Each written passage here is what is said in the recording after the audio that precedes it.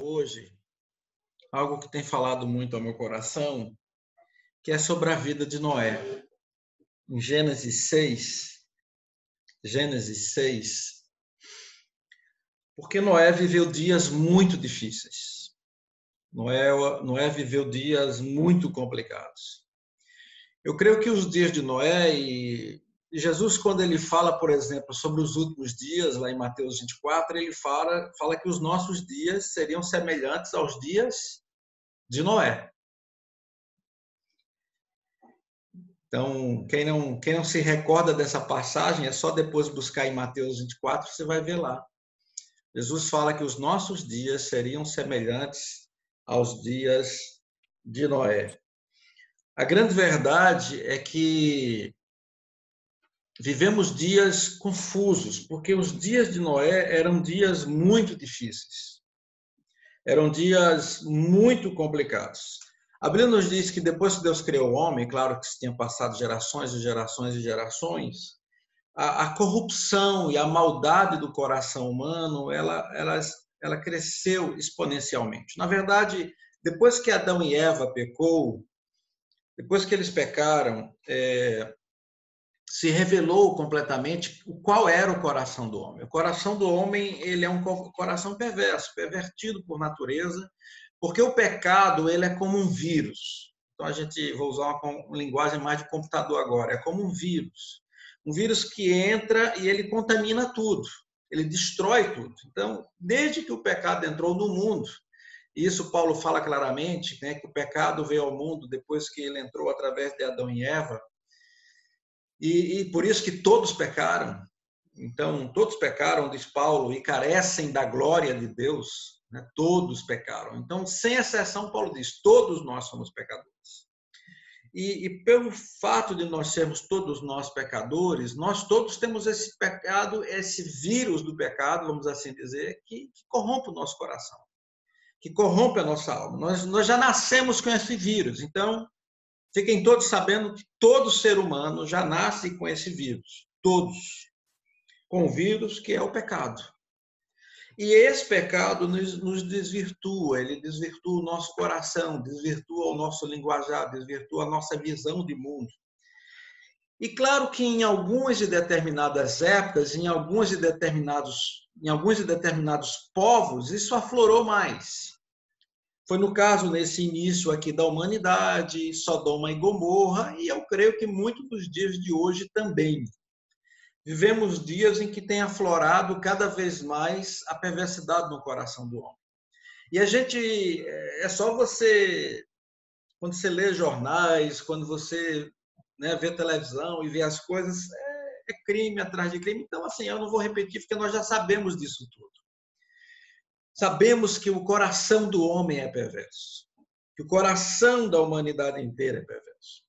E a Bíblia nos diz aqui em Gênesis 6, que por causa da perversidade do homem, é o que diz no verso 3 de Gênesis 6, Deus disse que o espírito dele não iria contender com o homem e que ele só deveria viver 120 anos. Então, o homem que vivia 900 anos, né? Adão viveu 930 anos, né? Então, assim, o homem que iria viver muitos anos, Deus diz, não, o limite de idade, o homem agora vai ter um limite de idade por causa dessa perversidade do coração, ele vai viver no máximo aí 120 anos.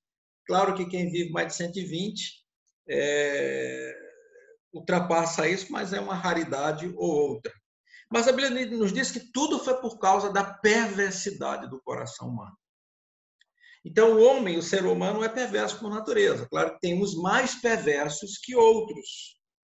Uns que deixam e afloram e deixam com que o pecado e a perversidade ela faça realmente, crie raízes e contamine o ser completamente, contamine todo o ser do coração humano. Mas a Bíblia nos diz que, no verso 5, que Deus viu que a perversidade do homem tinha aumentado na terra, que toda a inclinação dos pensamentos do seu coração era sempre somente para o mal. Ou seja, desde que o pecado entrou no coração do homem, através de Adão e Eva, que a perversidade, que esses pensamentos, essa inclinação para o mal, ela é contínua no coração das pessoas. Então, o homem tem uma inclinação para fazer coisas más.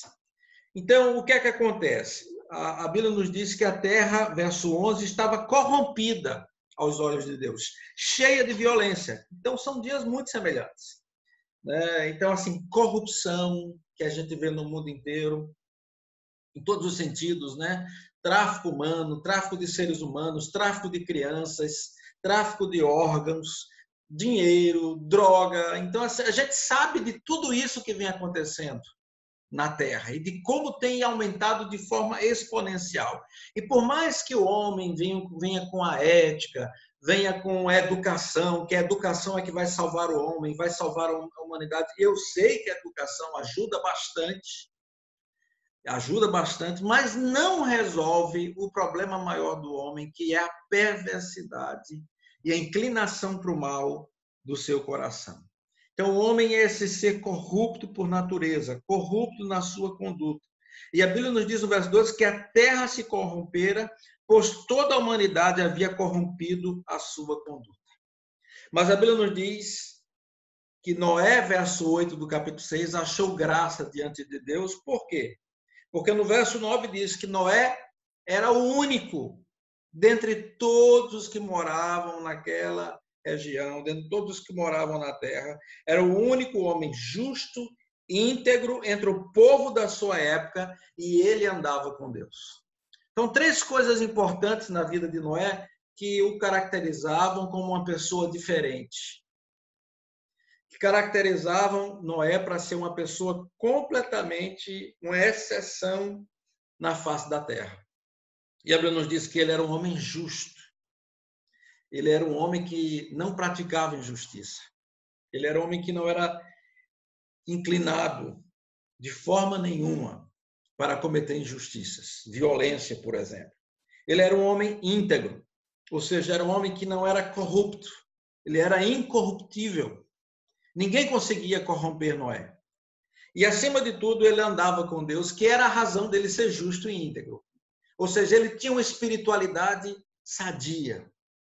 Então, em tempos de incerteza absoluta, porque são os tempos que nós vivemos, em tempo de corrupção absoluta, em tempo de uma terra que estava verdadeiramente corrompida, de uma terra que não tinha jeito, vamos assim dizer, havia um homem chamado Noé. E a Bíblia nos diz, em Hebreus, e isso é muito interessante, Hebreus capítulo 11, é um dos testemunhos em outro livro, mais tarde, Hebreus 11, verso 7 diz, que pela fé, Noé, quando avisado a respeito de coisas que ainda não se viam, movido por santo temor, construiu uma arca para salvar sua família. E por meio da fé ele condenou o mundo e tornou-se herdeiro da justiça, que é segundo a fé. Uma coisa importante, gente, é que Hebreus 11, 7 nos diz que Noé foi conhecido pela sua fé. Não apenas ele era um homem que andava com Deus, não apenas ele era justo e íntegro, mas Noé era um homem de fé. Por quê? Qual é a história? A Bíblia nos diz que diante de tudo isso, Deus chama um dia Noé, Deus aparece diante de Noé, verso 12, e Deus diz, darei fim a todos os seres humanos, porque a terra encheu-se de violência por causa deles. Eu os destruirei com a terra. Você, porém, fará uma arca de madeira de cipreste, divida em compartimentos, revista de piche por dentro e por fora. Faça-a com 135 metros de comprimento, 22 metros e meio de largura e 3 metros e meio de altura. Faça-lhe um teto com um vão de 45 centímetros entre o teto e o corpo da arca. Coloque uma porta lateral na arca e faça um andar superior, um médio e um inferior. E eis que eu vou trazer águas sobre a terra, o dilúvio, para destruir debaixo do céu toda criatura que tem fôlego de vida. Tudo o que há na vida na terra perecerá. Mas com você estabelecerei a minha aliança, e você entrará na arca com seus filhos, sua mulher e as mulheres de seus filhos. e faça entrar na arca um casal de cada um dos seres vivos, macho e fêmea, para conservá-los vivos com você. De cada espécie de ave, de cada espécie de animal grande, de cada espécie de animal pequeno que se move rente ao chão, virá um casal a você, para que sejam conservados vivos.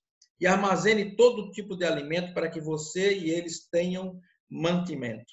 Noé fez tudo exatamente como Deus lhe tinha ordenado. Então o Senhor disse a Noé, capítulo 7, entre na arca você e toda a sua família, porque você é o único justo que encontrei nesta geração. E aí ele disse, verso 4, daqui a 7 dias farei chover sobre a terra 40 dias e 40 noites, e farei desaparecer da face da terra todos os seres vivos que fiz. E Noé fez tudo como o Senhor lhe tinha ordenado. Noé tinha 600 anos de idade, quando as águas do dilúvio vieram sobre a terra. Noé, seus filhos, sua mulher e as mulheres de seus filhos entraram na arca por causa das águas do dilúvio. E assim acontece. A Bíblia nos diz que então Deus manda construir a arca, Noé faz a arca, Noé, então, a Bíblia nos diz em Hebreus 11 que ele faz isso para salvar a sua família, ele salva a si e toda a sua família e todos os animais que foram para a arca. A grande verdade é que Noé fez tudo isso pela fé. Hebreus 11 diz que foi pela fé. Pela fé ele constrói a arca, pela fé ele é avisado acerca de coisas que não se viam. Ele não via nada, ele não via as águas, ele não via o dilúvio. Coisas que não se viam, mas movido por um temor a Deus. Porque Deus lhe apareceu, ele construiu uma arca para salvar sua família, e a Bíblia nos diz que assim ele condenou o mundo, pela fé. Pela fé ele condenou o mundo e tornou-se herdeiro da justiça segundo a fé. Porque ele, como creu em Deus, como ele creu que Deus iria salvar ele e a sua família no dilúvio, ele condenou a humanidade. A grande verdade é de que Noé nos dá um exemplo de fé, de andar no temor do Senhor, porque Hebreus diz que com santo temor ele fez isso, de andar no temor do Senhor, de andar diante de Deus, de fazer a sua vontade no meio de uma geração completamente corrompida. Noé permanece íntegro. Algumas coisas muito importantes, gente.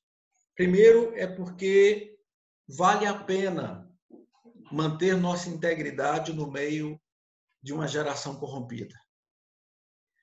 Vale a pena manter nossa integridade diante de Deus. Não é ser justo só por ser justo, não é ser justo para mostrar que é bonzinho, não é ser justo para mostrar que eu sou melhor que os outros, não é nada disso. É ser justo porque Deus, ele habita na minha vida. É ser justo e íntegro porque Deus, ele anda comigo e eu ando com ele.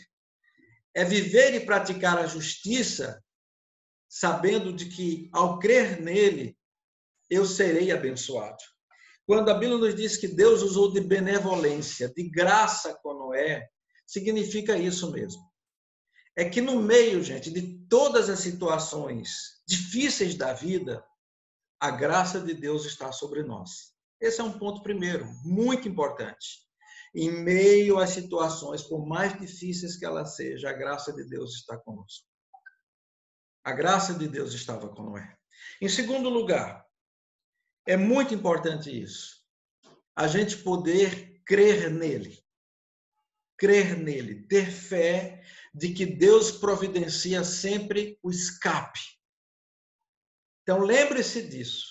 No meio dos limites, no meio das situações de grande aperto, no meio das situações de grande calamidade, de pandemia, ou qualquer outra coisa que venha sobre nós, no meio de tudo isso, a Bíblia nos diz que Deus providencia sempre o escape, para nós e para nossa família.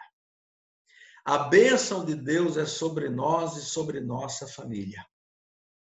Não importa se ela está aqui em Portugal, não importa se ela está lá no Brasil, a Bíblia nos diz que o escape de Deus é para nós e para nossa família. Então, creia nisso hoje pela manhã. A bênção de Deus é sobre você e sua família. Não importa onde ela esteja. Deus providencia o escape sempre. Deus não nos abandona nunca. Deus nunca nos abandona. Ainda que passemos por situações dificílimas, complicadíssimas, Deus está conosco.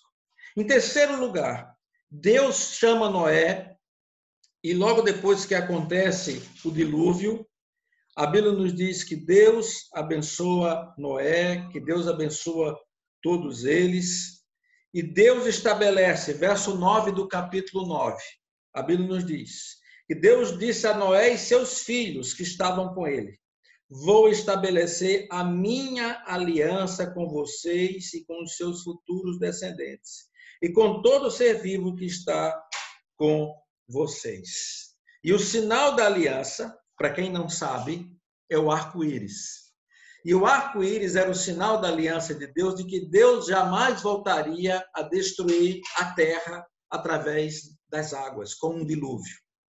Então, isso é interessante, né? Muita gente não sabe a origem do arco-íris, por que é que o arco-íris existe, mas Deus cria o arco-íris como um sinal da aliança de que Deus jamais iria destruir a terra novamente através de um dilúvio.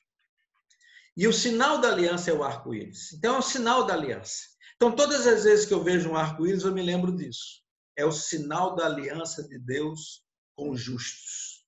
O sinal da aliança de Deus com a própria humanidade. A humanidade, a terra, jamais vai ser destruída novamente através das águas. A grande verdade é que a terceira lição que a gente vê na história de Noé é essa lição da aliança. Deus tem uma aliança com Noé e com a sua família. Assim como em Cristo Jesus, Deus hoje tem uma aliança conosco. Por isso que Jesus fala da nova aliança, que é feita através do seu sangue. Então, a nova aliança, Jesus vem e quando ele fala lá na Páscoa, ele fala sobre a ceia, ele diz: esta é a nova aliança no meu sangue. Então, gente, o importante é que você saiba que a aliança de Deus conosco é muito mais forte do que a aliança de Deus com Noé. É muito mais forte, ainda que Deus jamais dispensou sua palavra em relação ao arco-íris, em relação à aliança dele com Noé, que está firme até hoje. Mas a aliança com Cristo é ainda muito mais forte, porque nós temos uma aliança com Deus através do sangue de Cristo, que é uma aliança eterna. É uma aliança eterna. Então, Deus tem uma aliança conosco. E hoje nós vivemos, então, em dias semelhantes aos dias de Noé. Dias de muita corrupção, dias que a gente olha e há muita incerteza.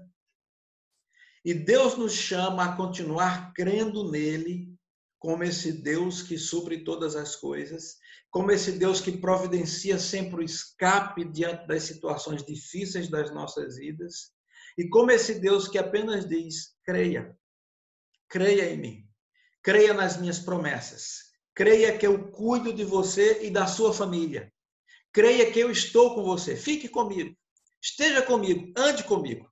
E aí eu gosto muito dessa expressão de Gênesis, que diz que Noé andava com Deus. Há duas vezes que a Bíblia diz que alguém andava com Deus. Uma foi Enoque, em Enoque, no capítulo 5, no verso 24, que Enoque andava com Deus. E Enoque andava com Deus ao ponto de um dia, a Bíblia nos diz que ele não morreu, ele foi arrebatado. E logo depois, então, é Gênesis. Noé era um homem que ele andava com Deus. Gênesis 6, 9. Então, em Gênesis 5 e em Gênesis 6, nós vemos dois homens, Enoque e Noé, que andavam com Deus, no meio de tanta corrupção. Não quer dizer que outros não andaram, né? Abraão, Davi, muitos de nós hoje andamos com Deus. A grande verdade é que Deus nos chama a andar com ele. Então, o que eu queria deixar para nós hoje, o que eu queria deixar para as nossas vidas nesta manhã, é que a gente creia que Deus está conosco em todas as situações de calamidade, em todas as situações difíceis, que Deus ele está mantendo a aliança dele conosco, que Deus ele tem uma aliança conosco, uma aliança firme, que jamais vai acabar. Essa semana eu recebi um telefonema de uma pessoa lá do Brasil, muitos problemas, muita dificuldade, problemas no casamento. E ele parece que caiu em adultério, coisa desse tipo. E a primeira coisa que ele depois me pergunta é: pastor, e aí, eu perdi minha salvação? E eu disse para ele: a sua salvação ela é garantida não pelo que você faz, mas por aquilo que Cristo fez. A sua salvação não é pelas suas obras. A sua salvação não é pelo seu pecado, se você peca ou não peca, porque nós todos somos pecadores. Mas é interessante porque eu vejo assim, de vez em quando eu encontro alguém que está na igreja há tanto tempo, há tantos anos, e que ainda não compreendeu que a nossa salvação não depende do que nós fazemos, mas do que Cristo fez. Claro que se você vive uma vida de pecado e você peca o tempo inteiro e não quer saber de Deus, na verdade, o que eu creio é que você nunca foi salvo. Quem vive uma vida assim de pecado, de constante pecado, de pecaminosidade contínua, jamais conheceu Jesus de Nazaré. Pode ter passado pela igreja, pode ter estado na igreja muitos anos, mas jamais o conheceu. Porque quem nasce de novo não desnasce. Lembre-se disso. Quem nasce de novo não desnasce. Você já viu uma criança desnascer? Voltar lá, igual Nicodemos falou, quando Jesus fala do novo nascimento, mas se eu tenho que voltar ao ventre da minha mãe e nascer de novo, Jesus disse: Nicodemos, você é mestre em Israel e não compreende essas coisas? Você é mestre e não compreende isso? Eu estou falando do nascimento espiritual, Nicodemos. Abre os olhos. Nicodemos era mestre em Israel e não compreendia isso. Que o novo nascimento, que Jesus fala lá em João capítulo 3, o nascer de novo, é um nascimento espiritual. Assim como nós temos, e eu me lembro bem das minhas evangelizações no Nordeste, em que eu explicava para aqueles sertanejos, aquelas pessoas lá no interior, eu dizia: olha, a nossa salvação é pela graça de Deus. Nós somos salvos pela graça, por aquilo que Cristo fez na cruz. E eu dizia sempre para eles: olha, não é por aquilo que você faz. Mesmo você sendo, como eles falavam, mas eu sou um comedor de carne, feijão e farinha, como é que eu posso ser salvo? É pela graça de Deus. É pela graça do Senhor. É o sangue de Cristo que ele derramou na cruz que nós somos salvos. Então é graça, gente. É graça. Nós somos salvos pela graça. E a Bíblia nos diz que a graça de Deus estava sobre Noé. Estava sobre Noé, está sobre nós hoje. Então, nós somos salvos pela graça, pelo sangue de Cristo. Então, se lembre disso, quando você nasceu de novo, você não desnasce. Ah, pastor, mas e aí, então eu sou salvo para sempre, e aí eu vou, mesmo que eu faça tudo de errado, não vai acontecer nada, eu não perco minha salvação? De novo, eu vou repetir. Se você tem inclinação para querer só fazer coisa errada, é porque você jamais nasceu de novo e não tem a cruz de Cristo, a luz de Cristo na sua vida e no seu coração. Porque quem tem Cristo no seu coração não vive querendo praticar o mal e a maldade. Você pode pecar, mas a Bíblia nos diz que nós temos um advogado junto ao Pai, que é Jesus de Nazaré, e o sangue de Jesus, seu Filho, nos purifica de todo pecado.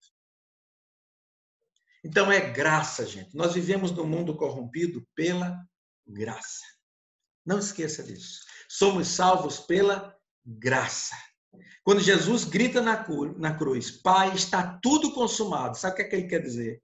É que tudo que tinha que ser feito para que eu e você fôssemos salvos, ele fez na cruz. Não depende, nossa salvação não depende de nós. Depende da cruz de Cristo, do que ele fez na cruz. E ele falou: já está tudo consumado. Vamos orar? Muito obrigado, Jesus, porque pela fé nós cremos em Ti, pela graça nós somos salvos dessa geração corrompida e perversa. Pela fé nós cremos em Ti, que Tu nos livras e nos dás sempre o escape em todas as situações da vida. Protege a nós, nossa família, nos dá a Tua graça e muito obrigado pela salvação que temos em Cristo Jesus, em quem nós oramos e agradecemos. Amém, amém e amém.